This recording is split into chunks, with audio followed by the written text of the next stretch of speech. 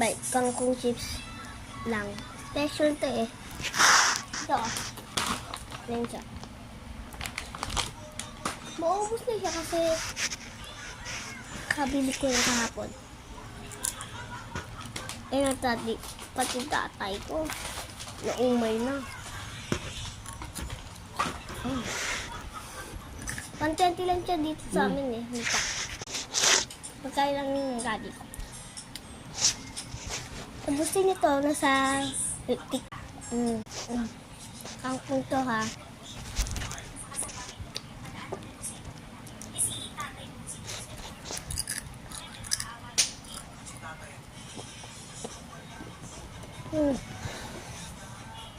Alak siya, grabe siya.